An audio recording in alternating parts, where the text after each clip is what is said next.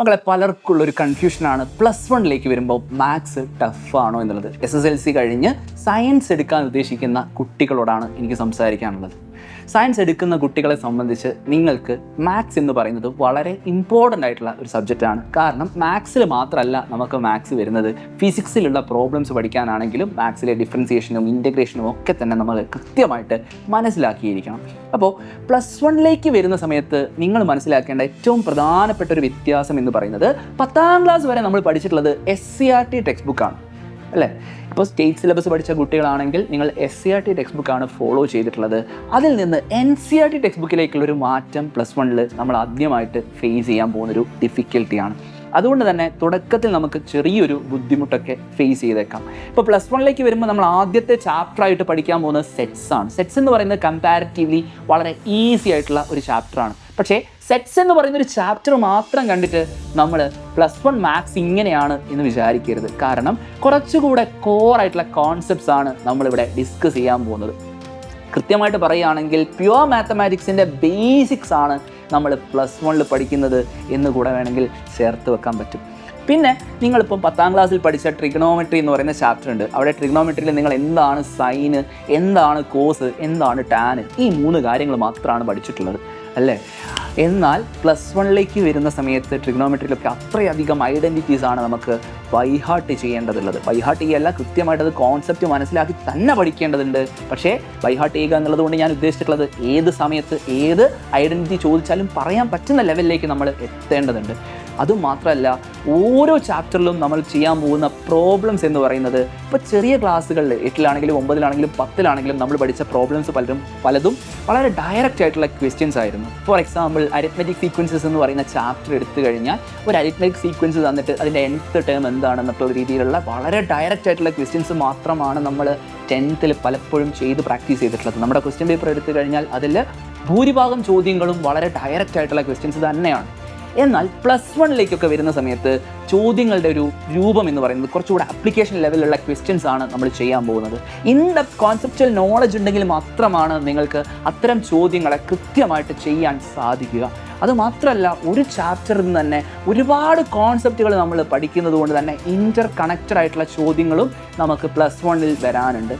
പിന്നെ പറയാനുള്ള മറ്റൊരു പ്രധാനപ്പെട്ട കാര്യം എന്താണെന്ന് പറഞ്ഞാൽ +1 നിങ്ങൾ പഠിക്കുന്ന ചാപ്റ്റേഴ്സിൻ്റെ കൃത്യമായിട്ടുള്ള കണ്ടിന്യൂവേഷനാണ് നമുക്ക് +2 പഠിക്കാനുള്ളത്. അതുകൊണ്ട് തന്നെ +1 പല ചാപ്റ്റേഴ്സും നിങ്ങൾ കൃത്യമായിട്ട് മനസ്സിലാക്കാതെ +2 പോയി കഴിഞ്ഞാൽ നിങ്ങൾക്ക് +1 +2 മാർക്ക് സ്കോർ ചെയ്യുക എന്ന് പറയുന്നത് വളരെ ഡിഫിക്കൽട്ടായിട്ട് മാറാനും സാധ്യതയുണ്ട്. ഇതൊന്നും നിങ്ങളെ പേടിപ്പിക്കാനല്ല ഞാൻ പറയുന്നത്.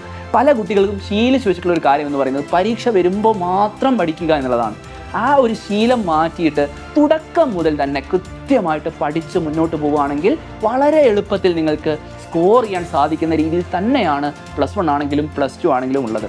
ഇപ്പോൾ +1 നിങ്ങൾ പഠിക്കുന്ന സെറ്റ്സ് എന്ന് പറയുന്ന ചാപ്റ്ററിൻ്റെ കണ്ടിന്യൂവേഷനാണ് നിങ്ങൾക്ക് റിലേഷൻസ് ആൻഡ് ഫങ്ഷൻസ് എന്ന് പറയുന്ന ചാപ്റ്ററിൽ പഠിക്കാനുള്ളത്. റിലേഷൻസ് ആൻഡ് ഫങ്ഷൻസിൻ്റെ കണ്ടിന്യൂവേഷനാണ് ലിമിറ്റ്സ് ആൻഡ് ഡെറിവേറ്റീവ്സ് എന്ന് പറയുന്ന ചാപ്റ്ററിൽ പഠിക്കാനുള്ളത്. ആ ചാപ്റ്റർ കഴിഞ്ഞാൽ +2 എത്തുന്ന സമയത്ത് +2 നമുക്ക് പഠിക്കാനുള്ള ഫസ്റ്റ് ചാപ്റ്റർ എന്ന് പറയുന്നത് റിലേഷൻസ് ആൻഡ് ഫങ്ഷൻസ് ആണ്. അതായത് +1 പഠിച്ചതിൻ്റെ കണ്ടിന്യൂവേഷൻ നമുക്ക് +2 വരുന്നുണ്ട്. അതുകൊണ്ട് തന്നെ കോർ കോൺസെപ്റ്റുകൾ ഓരോന്നും മനസ്സിലാക്കി കൃത്യമായിട്ട് പഠിച്ച് മുന്നോട്ട് പോവുക എന്നുള്ളതാണ് നമ്മൾ ചെയ്യേണ്ടത്. പരീക്ഷയുടെ തലേ ദിവസം പഠിക്കുന്ന സമയത്ത് നിങ്ങൾ വളരെ പെരിഫറലായിട്ട് മാത്രമാണ് സബ്ജക്റ്റിനെ മനസ്സിലാക്കുന്നത്. അതിന് പകരം എന്താണ് ഇൻ ഡെപ്തിൽ മനസ്സിലാക്കേണ്ടത് അത് മനസ്സിലാക്കി പഠിച്ചു പോയാൽ മാത്രമാണ് നിങ്ങൾക്ക് +1 വരാൻ പോകുന്ന കുറച്ചുകൂടി ആപ്ലിക്കേഷൻ ലെവലുള്ള ക്വസ്റ്റ്യൻസിനെ കോൺഫിഡൻസോട് കൂടി തന്നെ നേരിടാൻ സാധിക്കുക. അപ്പോൾ നമ്മൾ തുടക്കം മുതൽ സിസ്റ്റമാറ്റിക്കായിട്ട് പഠിക്കാൻ തയ്യാറായി കഴിയുകയാണെങ്കിൽ നിങ്ങൾക്ക് വലിയൊരു ബേർഡനായിട്ട് തോന്നില്ല. നേരെ മറിച്ച് നമ്മൾ പ്രൊക്രാസ്റ്റിനേറ്റ് ചെയ്തുകൊണ്ട് നാളെ പഠിക്കാം, നാളെ തുടങ്ങാം എന്ന് വിചാരിച്ചിരിക്കുകയാണെങ്കിൽ നമ്മൾ പരീക്ഷൻ്റെ തലേന്ന് ടെൻഷൻ അടിച്ചുകൊണ്ട് ആ NCERT ടെക്സ്റ്റ് ബുക്ക് തുറന്ന് വായിക്കാൻ ശ്രമിക്കുന്ന സമയത്ത് ഒന്നും മനസ്സിലാകാതെ +1 സയൻസ് എടുക്കേണ്ടായിരുന്നു എന്നൊരു തീരുമാനത്തിലേക്ക് ഒരുപക്ഷെ എത്തും. പക്ഷേ നേരത്തെ തുടങ്ങുകയാണെങ്കിൽ ഒരു ബുദ്ധിമുട്ടുമില്ലാതെ നിങ്ങൾക്ക് ഫുൾ മാർക്ക് തന്നെ സ്വന്തമാക്കാൻ സാധിക്കും. അപ്പോൾ ഏറ്റവും സിസ്റ്റമാറ്റിക്കായിട്ട് പഠിക്കാൻ നിങ്ങൾ ആഗ്രഹിക്കുന്നുണ്ടെങ്കിൽ നിങ്ങളുടെ മുന്നിലുള്ള ഏറ്റവും ബെസ്റ്റ് ഓപ്ഷനാണ് സൈലത്തിൻ്റെ അഗ്നി ബാച്ച് എന്ന് പറയുന്നത്.